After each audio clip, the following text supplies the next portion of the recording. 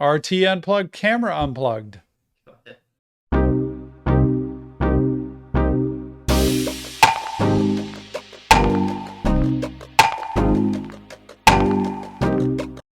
Hey, it's Tom from Reaction Therapy Unplugged here with another episode of Client Stories. You know I love this because this is my chance to tell stories over the past 28 years I've been a mental health professional.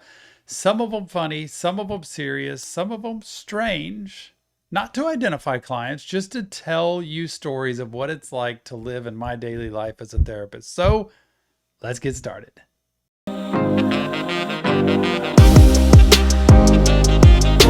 Okay, so today's story is a little bit different because it's not actually a story of a client that I was doing therapy with.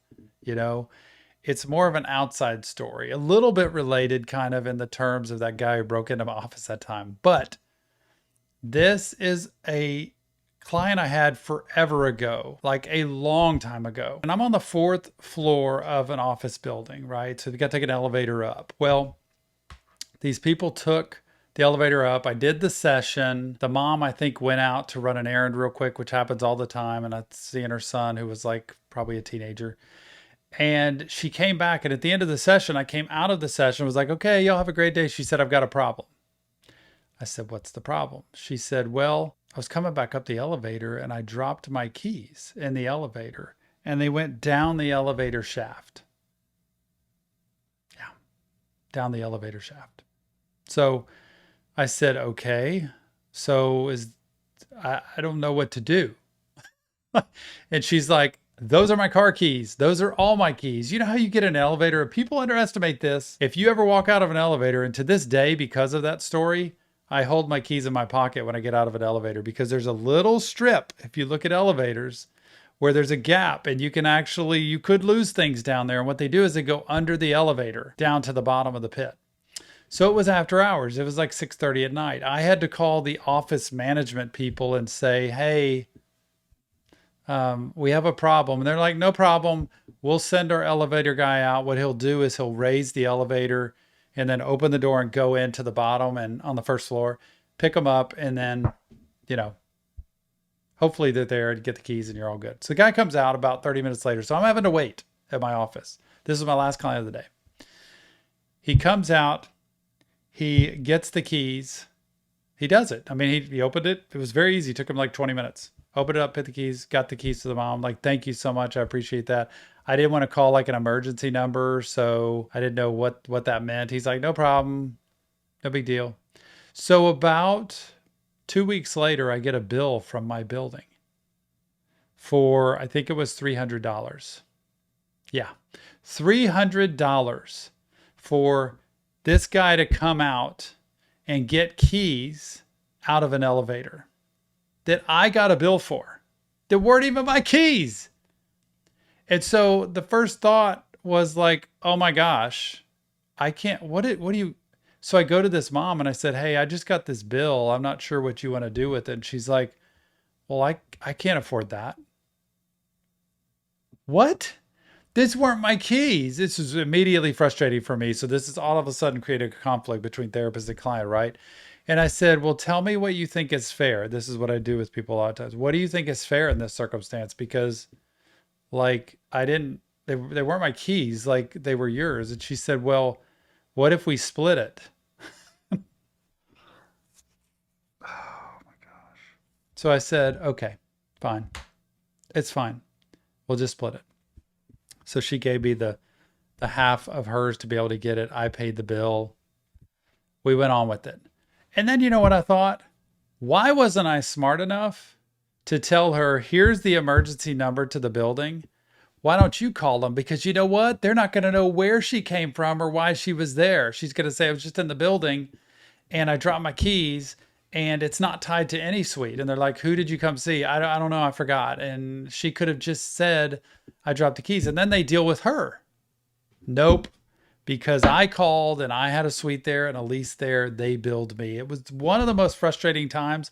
I learned a big lesson from that because I'll never do that again. Like I'll tell the client, you need to go call an emergency number and you need to work it out with the elevator people because I want to help you and I'll stay with you while it happens, but I'm not going to be a party to what this was. So a frustrating situation that I got billed for that I thought was totally unfair, but I love my clients. I'm not going to sit here and leave them stranded. Even if she would have said, I'm not paying any, I still would have paid it because it's my lease and I'm responsible for it.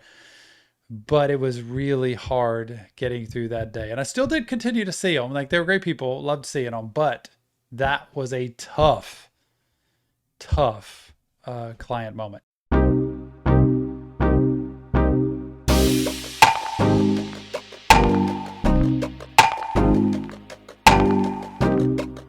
Yeah, it was fine after that. Like, I'm an okay guy to work with. Like, it's not a big deal. And yeah, it's expensive. That's a lot of money. It wasn't even me that did it.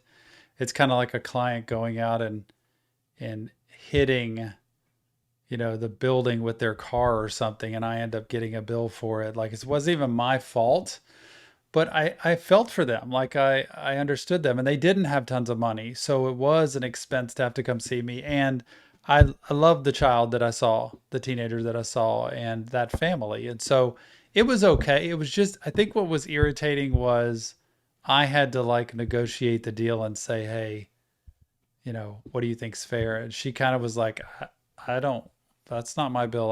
I can't afford that. So sorry. But she got her keys back. And realistically, I stayed around and waited for her. And I was okay with it. If it was a client I really didn't like, I probably wouldn't have done any of that.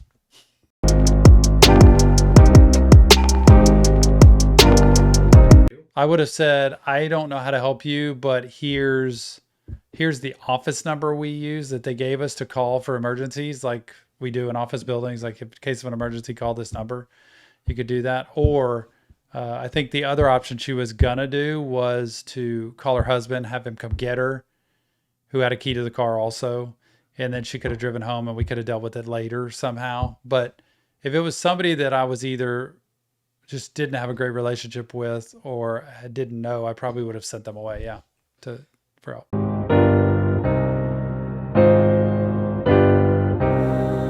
Yes, I've had to wait around with clients. It's odd that the timing of it's not super frequent because this had to be the last kind of the day. If I had another client, I would have had to go back into session and, keep going on with work. This is just a rare occasion. So most of the time it's like during the day and something happens and I've got to keep seeing clients.